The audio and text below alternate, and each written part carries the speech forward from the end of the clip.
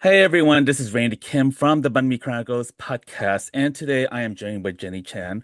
And Jenny has reached out to me, and I wanted to bring this topic up, or the several topics that we will be laying out here. And so there is a trigger warning that there will be mentions of gender-based violence, genocide, and other past historical trauma that's involved specifically in the Asian and Asian American communities. And so Jenny is the executive director of Pacific Atrocities Education, PAE, and it was established in 2014. And its goal is to um, its aim is to broaden public awareness of the history and impact of the Pacific Front of World War II, in which an estimated 30 million lives were lost. And its mission is to increase the awareness about the atrocities committed in the Asia Pacific theater of World War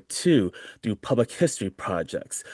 It is essential for future generations to learn about, understand, and share with others this devastating chapter of our world's story. So, PAE has been devoted to doing a number of research work through archiving, through interviewing elders, publishing books, creating educational resources, and these topics include the Korean and Chinese comfort women, the Bataan Death March, Unit 731, and the Nanking Massacre to help elevate the stories of survivors and to support them in their healing journey. And I think this is a very important topic to uncover because it is a part of history that oftentimes gets left behind.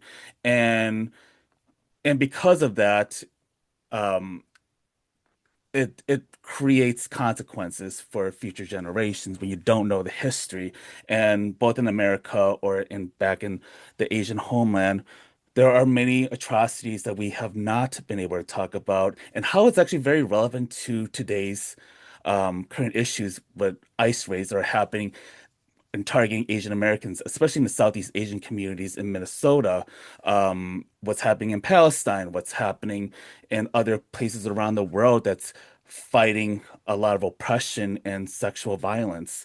And so, Jenny, I want to say thank you so much for being here and for really being able to open up this dialogue. I think this is a topic that is very difficult to navigate through, but I also hope that for listeners that you'll be able to give yourself some time and breaks and also um, hopefully as a way to be informed and to use that knowledge to find ways to support folks who have gone through traumatic experiences. So welcome, Jenny. Thank you so much and for having me. And I really love your podcast. I think it's so informative. I think it's also very cute, your logo of the Thank banh you. mi. I just saw your Instagram thing about cilantro. It was so cute. Yeah. And yeah, so I think I want to talk about I think immigration is very political because if you think about it, right, like in 1882, there was the Chinese Exclusionary Act. Mhm. They basically said that America basically said that we want your labor, but just not your Mhm. citizenship. Mhm. Like in the 1800s, everyone can come to America, Mhm. but you just cannot be Chinese. And so they had Chinese Exclusionary Act. So even though that those people were working for Gold Rush and, doing the railroad, they were then massacred. Like, in fact, the biggest massacre in LA, the biggest lynching event was toward the Chinese people in Mhm. 1871. And like 18 people were lynched. And it's so and it's very shocking that like we don't talk about that in like mainstream US history. You can Mhm. probably learn about it in like Asian American studies class. Mhm. And like that, when I learned about that, I think that really stayed with me because and then like right after 1882, between 1882 and 1945, no 1941, when Pearl Harbor happened, then Hmm. immediately China is our best friend, is our best ally. So a lot of these, like, immigration policy is really, they can just do whatever decision, 180 Hmm. decision, Hmm. just based on like the political atmosphere and the political environment of what's happening. Hmm. Yeah, I really appreciate you bringing up the 1800s part of immigration and that history because obviously this was during time of um, U.S. enslavement and then Jim Crow laws that came after that, and then the erasure of indigenous people. And so, um, what's very interesting and what I think is very important to note that yes, the lynching happened of 1871 was very significant to what ended up happening with the passage of the Chinese Exclusion Act. And also there was a lynching that happened in Seattle that also is forgotten. So there were many situations where Chinese and other Asian folks were endangered and were not immune from white supremacy. And I am, Yeah, yeah. and Mhm. I feel like it kind of, it's not just one incident, right? It's Mhm. almost like this explosion of racial fear and Mhm. like economic resentment, and also like dehumanization of people who look like you and me. Yeah.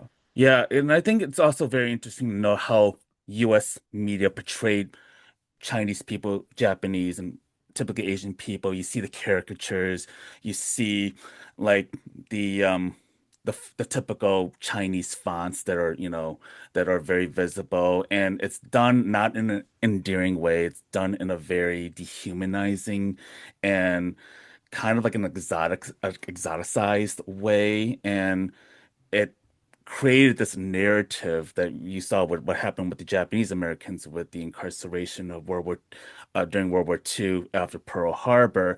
I'm very curious about what the climate was like from what you have learned of Asian Americans during that particular period before World War II.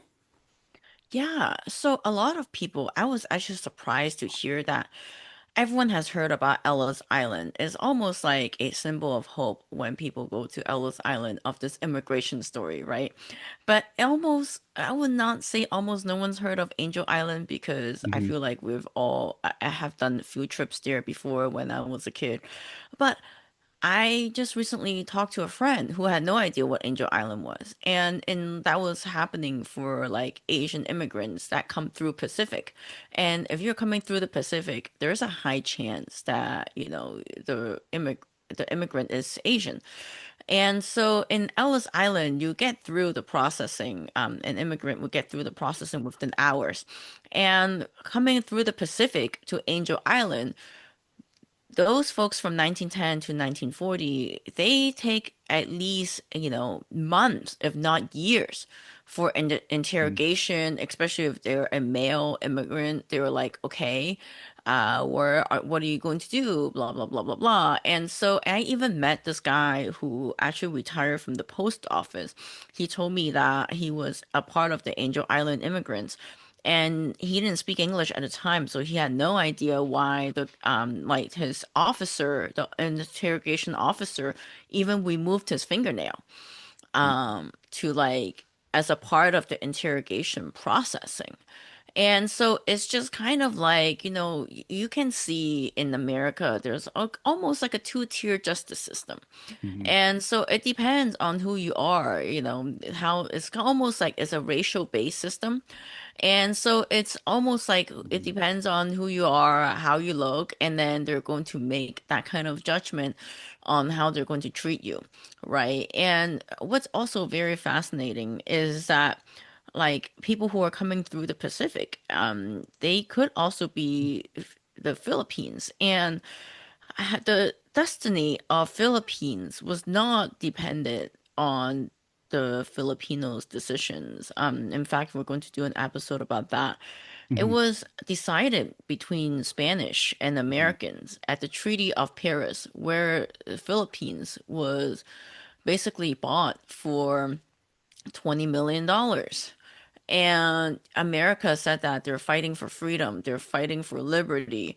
But once they fought with the Spanish and the Spanish lost, America scrapped that idea and didn't give the Philippines freedom.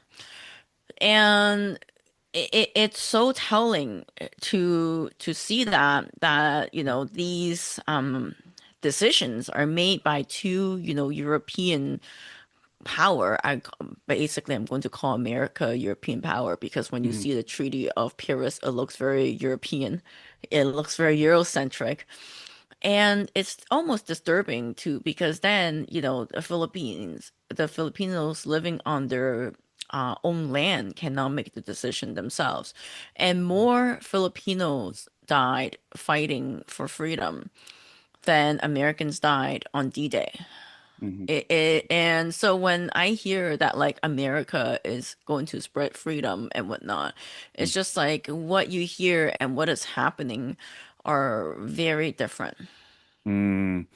I think this is such an important, like, quick deep dive. I know that there's so much to ungather, to gather through, and I'm also like very curious about what Asian women and how Asian American children were being treated during that particular time in terms of education. Because I think of lately, there's been the unraveling of learning about how Native Americans were when they were growing up, they were forced to be assimilated into schools and that were very violent and erasing their own culture. I'm very curious if you know um, what the situation was like for younger children and women living in America. Yeah, yes, definitely. And before I answer that question, I also want to say that there's I recently read about these Navajo tribesmen who were fighting in World War II at the time where there's still segregation. And like American soldiers would other white soldiers would tell them to go back to where they came from. But if you think about it, the Navajo tribes tribesmen are from America. They have been here before everyone else. And so I think it's Yes. so shocking when I read that, right? And also I think I was reading about also how these Chinese children in Willie Wu Mhm. is that the name? No, that's Gordon Lau Elementary School. And I think that they were pretty much just stuck in their own little like zone. And when I was living in San Francisco, it's very fascinating because my landlord was like 80 years old, right? Mhm. She went through it and she was Mhm. telling me that basically there were like, three classes of citizens, and she was trying to live in the more like white neighborhood, and they tried to kick her out. So she was writing letters to like attorneys and to like city hall, even though that she had enough money to then buy, like her family had like enough success because they have been like there for like two generations, that they still had to write um uh these letters just to like live in the richer part of town. Mhm. And so segregation, it's like redlining, it was still so relevant. If you think about it, it's not too long ago. It's Mhm. like less than 100 years ago. Mhm. And what's also very fascinating about the Philippines too is that when and this is like Philippines was then under like American control for like so Mhm. long. And when the Japanese came, they were like actually excited to see, maybe the Japanese would liberate them. But once they saw how brutal the Japanese were, they were like, okay, never mind. We're going to go back to fight with the Americans. Mhm. And so it's almost like, you get to choose your own um Enemy, evil. it seems Yeah. like. Yeah, wow. And Yeah. so it's like this Mhm. power, and I've been reading about like hegemony, and the idea of hegemony is almost like bullying. Mhm. It's almost sound like they're benevolent, and like they're doing Mhm. good things, and they have like, great. They just want to dominate, Hmm. the world and like make it so that it's more stable. But then if you look at it, what about people who are like living, who are just trying Hmm. to live and like Where are their in stories? Yeah, where are their stories in this? And I say this because I also like as a Vietnamese and Cambodian descent, our lands were colonized by France, and there always seems to be this this Vietnam is another thing where Ho Chi Minh actually wrote to, yes, he did. the Woodrow Americans Wilson. and said, hey, you like freedom, I like freedom. Can you help us to fight the French? And guess what? They like even assigned a puppet leader Hmm. for Yep. Vietnam. And it's I don't think Vietnam is like a communist country per se, but Hmm. like they definitely do not mess with Vietnam. They will fight. They do fight. They do fight pretty hard, and but it's also interesting because everyone seems to, well, I don't want to say everyone, but it just seems like France's involvement or their participation in engaging in colonialism um, seems to be sanitized. It seems to be like that they were like not that evil, even though if you look at history, that says otherwise. Um, I think this is going to be very important when you talk about Japan because in World War II, like what is one of the more forgotten genocides of our time is the Nanking Massacre. And I have learned about through two things, reading Helen Zia's Last Boat Out of Shanghai. And Helen Zia was a person I had on my podcast a few years ago, and I came um, to her author talk at a bookstore about the Last Boat Out of Shanghai. And I will say that it was a very, very nauseating read for me. I mean, as someone who has been involved in the Cambodian genocide memorial work, this took it to another level that I never would have expected. And I would say that when you learn about the atrocities, it was so bad that even the Nazis that were living in Yes. Shanghai actually thought they went too far. And um, also that the word barbaric comes to mind. Barbaric was, I don't want to get into the details of what was done to the people of Nanking, but it was very Yeah. violent um, and it created lifetime trauma that I'm sure still lives on to this day, and also Japan and how they colonized Korea during that particular time and how violent that period was for them. And Which Teddy Roosevelt handed yes, he Korea did. to Hmm. Japan. I mean, and a lot of people don't learn about that, which is crazy to me. Hmm. I And didn't learn McKinley about it and until McKinley did like a lot of I things was too. out of college, however many years after. Then I learned about the Treaty of Portsmouth. And immediately I was thinking like, who is Teddy Roosevelt to hand a whole country Hmm. to another power just because like in his eyes, the Japanese assimilated. Yeah, I mean, I'm curious about what you were learning about Japan rise to global power because I know there's the Mejia, like the 1868 era, and after where they started to become more assertive in their own as a global power. I'm curious about their history of colonialism and why their tactics to oppress and um, violently oppress the Inferior, they call it. yes, yeah, because I think that's certainly something I'm very interested in about where their participation was, and also their relationship with other global powers such as the U.S. and England and perhaps like Russia. Yeah, definitely.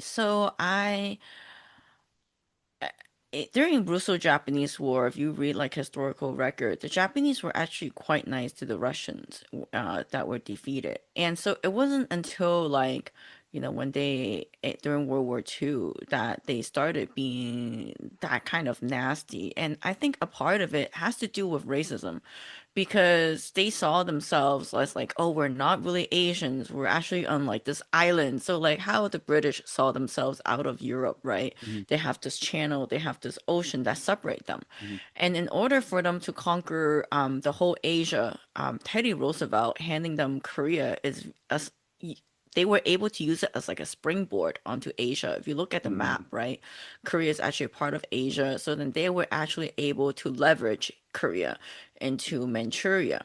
Mhm. And what I have gathered and read from like these people, like for example, Kishinobusuke, who Eisenhower took out of prison after World War II because they needed to fight so-called communist China, Mhm. is that he saw Chinese people as something that is so dirty, it's basically like poop water or like Mhm. toilet water, and you cannot commingle the Japanese with the Chinese people.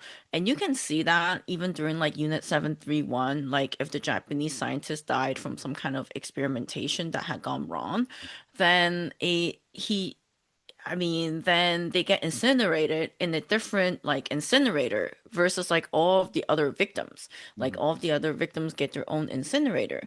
So I think like racial hierarchy really had something to do with it. Mhm. And in during Meiji Restoration, it's very good that you brought up 1868 because that's when um Matthew Perry, who showed up on, Japan's shore, in the 1800s, showed them that, in order to be you need to stop isolationism. So then they took kind of like West, so then they took it to an extreme form.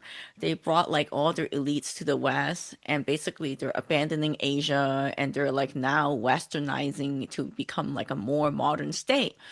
And so then their concept is that now they're the Yankees of the East. In fact, you Mhm. see Teddy Roosevelt calling them the Yankees of the East, Mhm. like with Conical, who was a diplomat from Japan.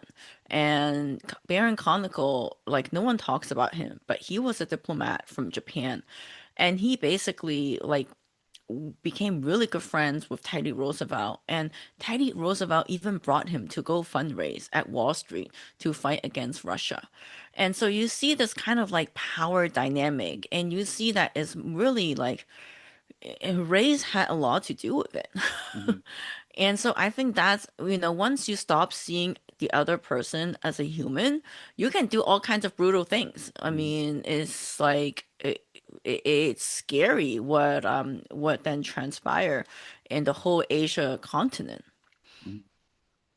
What the particular period, and also another thing I forgot to mention was the second way I've learned about it was learning about the work of the late Iris Chang, who died 20 plus years ago, and she did not live through that particular period, but she went and did the research about what was happening in Nanking and giving voice to the survivors of that period and trying to force the Japanese government to acknowledge and apologize, which to this day still has not happened. The I Korean don't think Comfort it'll Line. ever happen, to be Why honest. why do you feel that there's such, I mean, we saw that with the Turkish government with the Armenian genocide and how they will still not apologize, even though no one is still alive during that period. But why do you feel that those governments are so um, reluctant to even apologize, knowing that it's been well documented? Or even acknowledge that it Mhm. even happened because of they don't need to because of the power structure. Kishi Nobusuke, who basically was a class A war criminal, ca was brought out of Sugamo prison. This actually makes me sick. Mhm. Like millions of people died because of his policies, right? And he basically, after the war, Eisenhower and the CIA got him out of Sugamo prison. He didn't have to go through justice, and then he founded the LDP party, who is now the Prime Minister Sanae Takaichi. And Sanae Takaichi is in this party, right? That Kishi Nobusuke had was funded by the United States by the CIA. And Kishi Nobusuke's grandson is Shinzo Abe, or was Shinzo Abe. And so you can see that this power structure is very well, living. And one of the prominent LDP member is Taro Aso. And Taro Aso is actually his family was running a POW mine, slave labor mine, and he was prime minister in the 2010s, and he really likes the current prime minister. And so and when you have also, I don't think, I think there are also a lot of denialists that is continuing to deny that this even happened, either for political issues or maybe as a popular agenda item in their country, right? And so why apologize or even acknowledge when it's not a popular thing to do? Mhm. And like Shigeru, the last prime minister who was also recalled, he actually acknowledged that the Nanjing massacre happened. And I think that's a big part of why he was recalled. And if you think about it too, Mhm. like the brutality of Nanjing massacre is 300,000 people is not even a fraction of the people who died in World War II. It's like 30 million people who died from brutality. Mhm. And just learning about that fraction, it's like it brings chills to my bones. Like Mhm. it's so gruesome that, like you said, even the Nazi had to write to like the Nazi headquarters to say like, hey, maybe our friends here are doing some crazy things, like, and he was using swastika to like protect that building, so then he can protect these women and children, which is, and my mind was blown because when I was learning like World War II history, I only thought that the Nazis were the bad guys. Mhm. Mhm. Yeah. Yeah, It it's a lot to unpack. it's mind-numbing to me because I think that was like one of the takeaways from that particular period. It's like, wow, this is unbelievable. And then having to read about it, I had a very, very hard time, like to the point where I can't even finish her book, Helen Zia's book. It was too overwhelming for me to read it.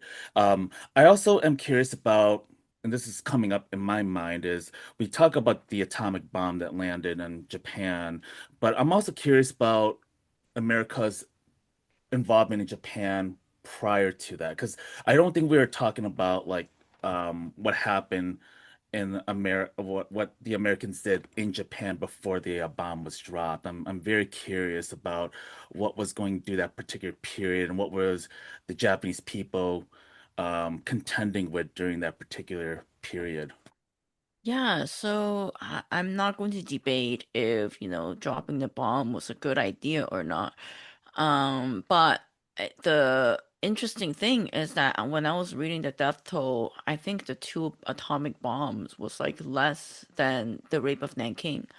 And that was so shocking to me because rape of Nanking is by sword and bayonet, and like, it's like very almost like a medieval way Hmm. of dying. And one thing that really struck out to me lately is reading the Yokohama trial and reading about human experimentation, and like apparently some of these like human experimentation people are like class B and class C war criminals, so they're not even like, rated as class A. And there was a B-29 bomber crew that was bombing Tokyo, and they got like knocked down by a bunch of villagers, and and some died right away, but then the others, they hung on, and and a few of them were then pushed to Kyushu Imperial University, Hmm. and they thought that they were going to get be saved and helped. But then little did they realize that they were going to become human experimentation subjects in front of uh, a college lecture. So they did everything from like removing the organ to see how long they would live until like um or like yeah just basically very brutal things.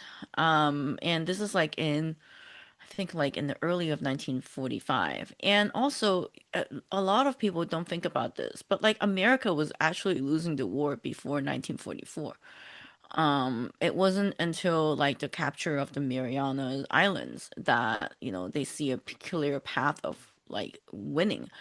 And when the six wise men, I think they call it the six wise men, like Dean Acheson and whatnot, they were trying to like cut oil for Japan, and then which led to Pearl Harbor. I don't think they realized how brutal the war was going to be. They had no maps of Asia. They had no idea what's going to happen. They had no detailed plan. But then and the more I think about it, right? Like America was still supplying oil in like well into 1940 Hmm. for Japan. So basically, what Japan did, and the invasion of China happened in 1931, right? So it's like 10 years before Pearl Harbor, and Japan Hmm. was using American oil. So like the rape of Nanking and like Manchuria basically are almost like they use American oil to do it. There was and that is always so fascinating to me. Hmm. And to switch gears, the World War II generation folks are nearly gone. And now it's currently the Vietnam War era folks. And I think that the Korean War era is folks are almost disappearing too. And with the Vietnam War era, folks are on their way transitioning, and we just had the 50-year mark of the fall of Saigon, the beginning of the Khmer Rouge, and the end of the Laos Civil War. Um, what do you tell folks who are trying to find ways to reconcile, capture stories, and be stewards of their family's history? And how do you work to help support that in the past? Because I know that at that time when you were working with the survivors during World War II, you were trying to race against time, and and Yeah, it's and yeah. actually a very good question. So one of our survivor that we work with in terms of like conference and like lecturing, right? Her name is Jean B. Chan, and she survived World War II in China. She lost her brother due to starvation and illness. And the first time I heard her talk, we had like we had a joined event at the Day of Learning with the Holocaust Center, and she was crying so hard that I was just like, wow, oh shoot, I don't even know what to do. And I think it happens. Like we need to let folks to get through their emotions because in order for them to like tell their story, they're almost reliving that moment that Mhm. they have suffered through. And Jean actually ended up to be like a great mathematician, and she was a math professor at Sonoma State. And, she lived a very normal middle class life that even her husband didn't know about, like her survival in World War II until like they were watching a World War II movie and she was crying so hard that she couldn't even like leave the movie theater seat. Like that is the kind of story like the war might have only last a few years, but then your body either suppress it or you think about it for the rest of your life, right? And last year we held our conference, and Jean was fine. She dropped like a few tears, and in a way I think that she's actually like healing just by sharing her story Mhm. with so many people. Mm. It's really hard to imagine what how time can change a person's grief journey or how it evolves a person's grief journey. And I mean, like, for my father, like who had survived the genocide, I mean, he still has nightmares. I mean, I could hear him like, having nightmares. it's very present. I mean, sometimes like he will like tell me where he was at in April 17th, 1975, when the capital was flushed out and people were forced to go to the countryside. And he was very vivid about it. And for folks who have been in their 80s and 90s, like you hear stories about how well they could recall something, even the minute details, because it was so visceral. And um, yeah, I remembered Helen Zia mentioned, and I think her mom, I think after like 50, 60 years, finally told her what happened, and it was just a drop out of a dime. I think she said something like her mom basically came to the kitchen and said, "Do you want to know my story? I'll tell you my story." And yeah, and like, oh, okay. And this isn't like knowing that Helen Zia has been a journalist and a writer for a number of years, so it really Right. kind of tells you that that some of these stories can pop up out of nowhere. But like for you, how do you deal with the working with the survivors, but also dealing with the vicarious trauma of it all? Because I know that when I've held spaces to hear stories, it overwhelms me tremendously. I think of Iris Chang and what it did to her, having to hear the many stories, doing the intense research on the rape of Nanking, which is the title of her book. And then I think before she passed, she was working on the Bataan Death March. And I'm just like, wow, like, I mean, the consumption of it is incredibly intense. And I wonder how you are able to handle that Yeah, work. Mhm. that's I walk my dog and I go outside to touch grass. Yes. I think that's really important, especially in the digital age. Sometimes, we all need our mental health. It's really important. But also, like when see a story that's like so untold and it disgusts me to my core, I'm like, people need to know about it. I think it drives me very passionately to like tell that story. And Mhm. so I think that's part of what drives me. Mm. I think like when you are doing this specific work, especially like on the World War II era for your organization, how do you find ways to help it to keep its relevancy, especially when the survivors and the perpetrators are have been long gone? And what does that look like for the organization, but also for historians and storytellers sharing Yeah, this I in the think future? history is timeless. And also like getting to understand layers of history Mhm. is also very important. For example, and I think students are now smarter than ever with internet. They want to Google what happened in the world.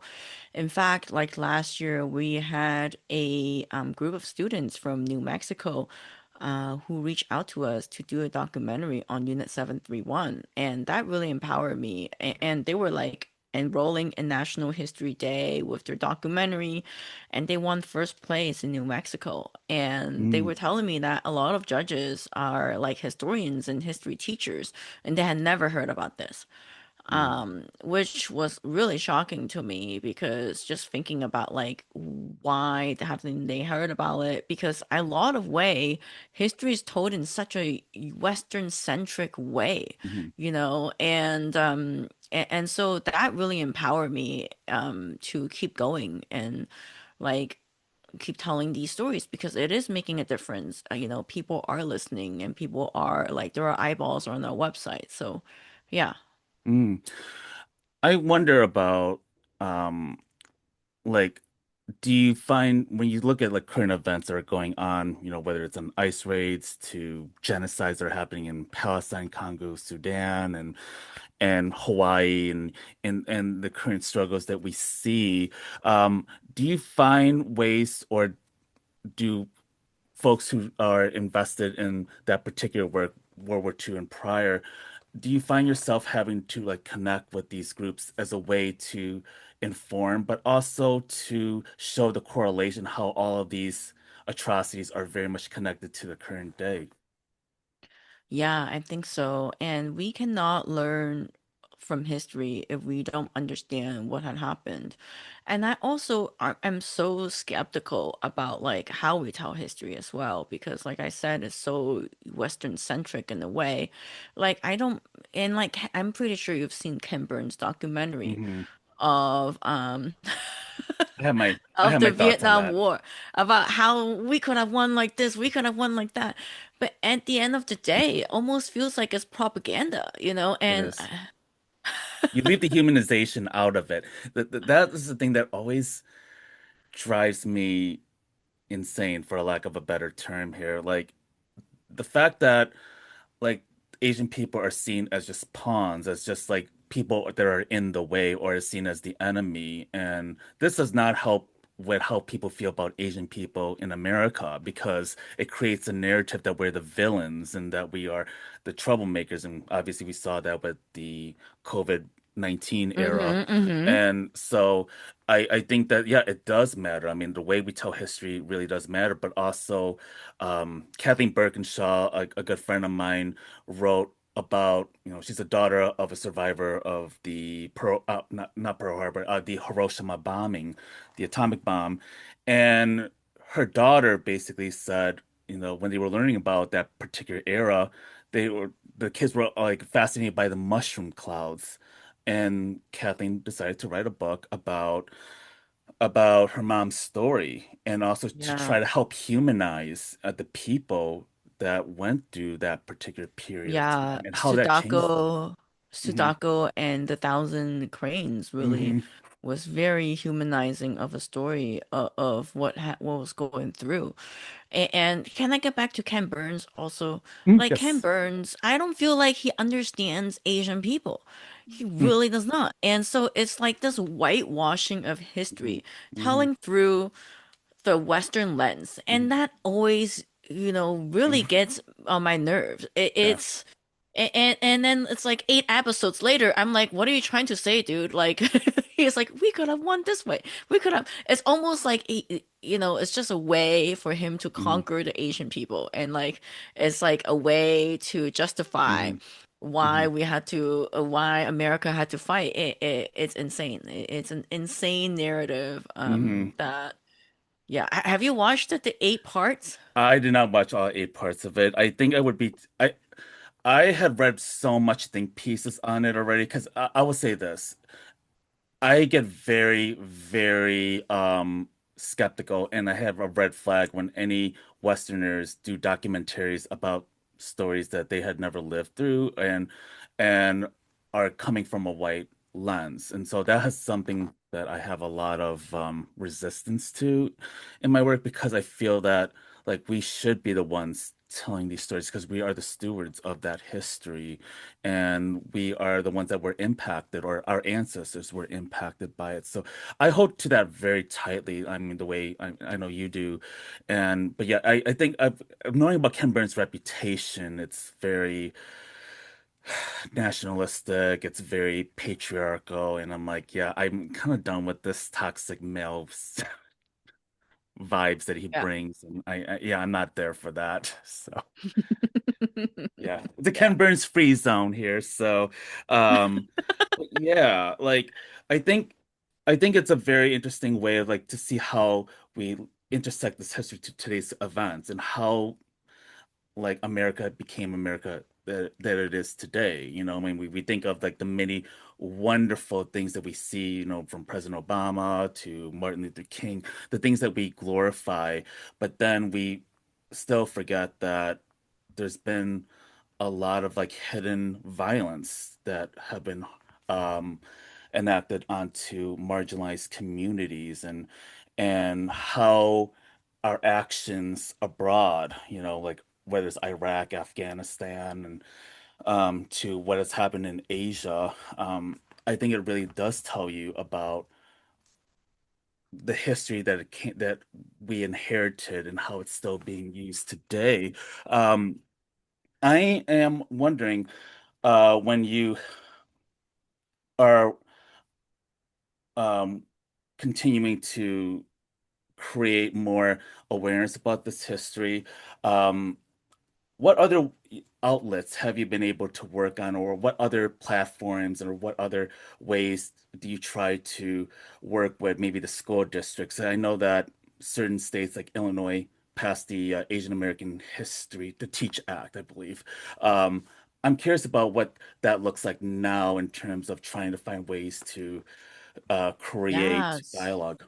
Yeah, so students reach out to us. We also have lesson plans that we allow teachers to use, and we try to make it as frictionless as possible because teachers are already underpaid, and I Mhm, don't want them to dive into like 2 hours of research. That's already too much, you know. So it's like easy, painless mhm, lesson plans that they can just download and they can do it. We get like 5 stars reviews, and yeah, and so, and obviously we're also on social media and YouTube, just to have this kind of dialogue. And there are actually it's surprisingly, or not so surprisingly, for, 50, for the last like I don't know, a lot of posts. Like I mean, it happened 80 years ago, and people are mhm, still like denying it and still feel so strongly to like pop some nasty comments into mhm, our posts, which is crazy to me. It's just like, mhm. It's exhausting work. I mean, it's it used to scare me. Now I'm just like, let me just double down. Like, yeah, yeah. I think that's all we can do. I mean, there's also farm bots that are being created too. I mean, we live in this really weird.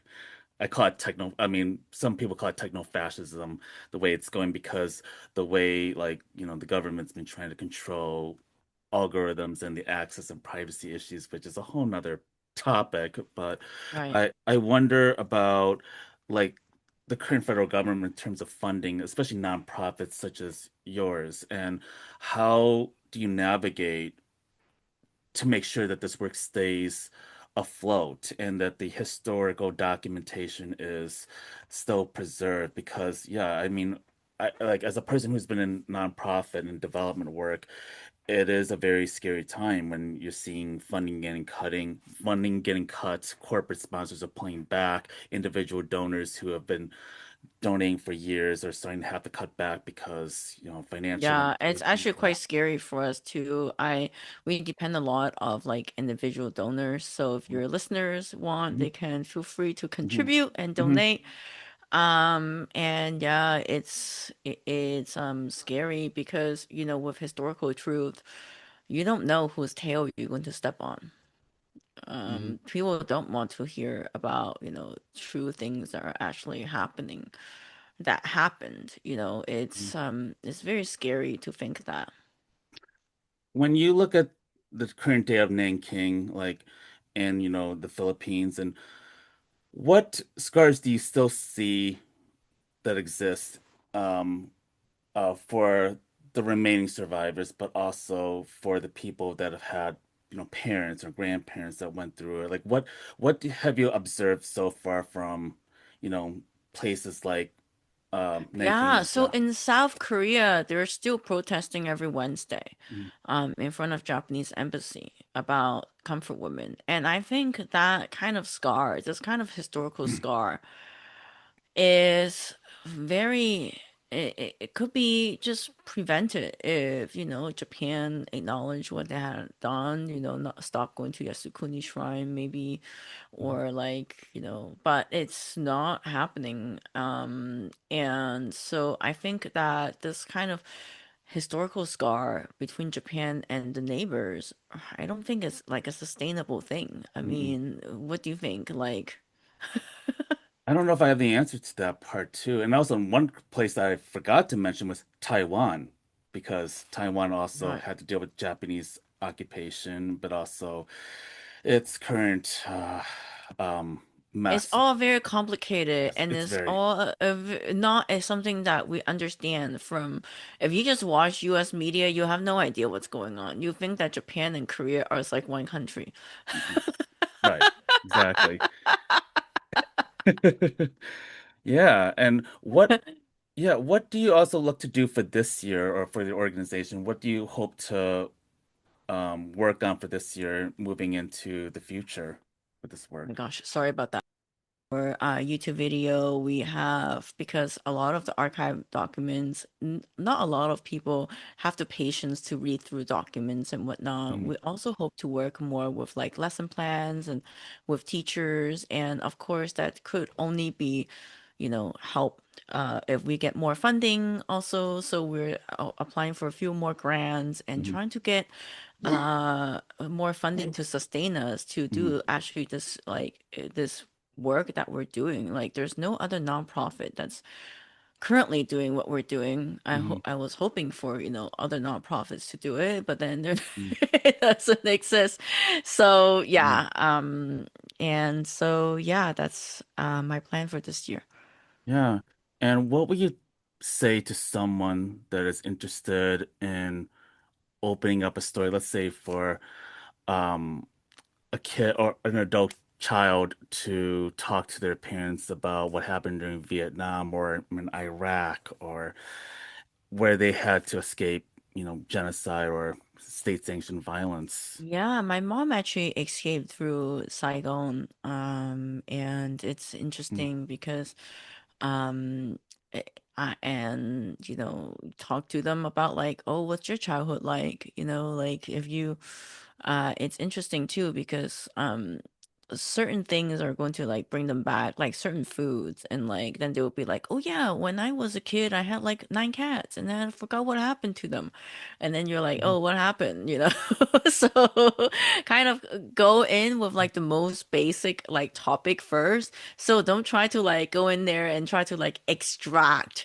information from them, right? Because like if you're trying to extract, you're doing too much. mhm, So like make it like for example, how Stacy interviewed a lot of these Filipino stories in the Central Coast was from like watching like television with these elders and then talk about like, oh, what's happening in the television, and then it's like, oh, what were you doing when you were that age, and like, have a conversation.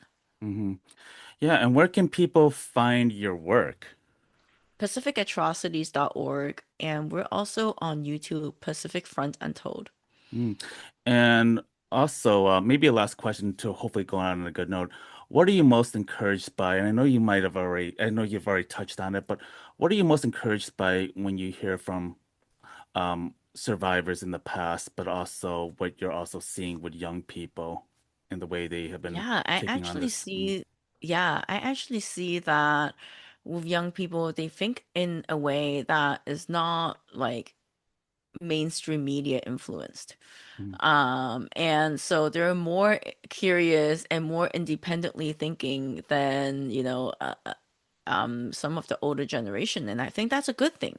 mm, They are able to more explore more independently about like what had happened. Like a lot of these things, they're not going to tell you in the high school setting. mm. Like you have to do your independent research, and a lot of like students reach out to me because they were doing their independent research, and so I feel like that's very empowering for me, and that's there's hope.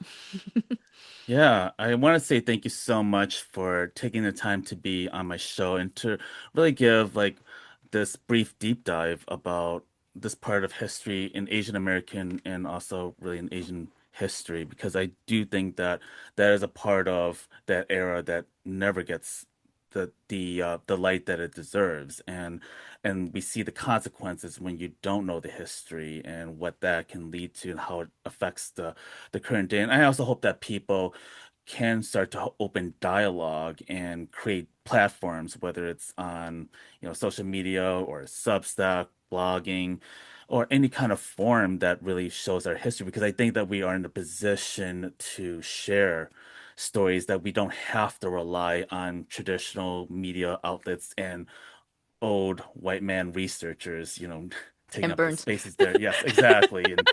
And people that are just completely irrelevant to this conversation. But like I, I do hope that people are inspired to learn more history, and I hope that that activates ways in which, change, good change can really come about. So thank you so much. Awesome. Thank you so much for having me.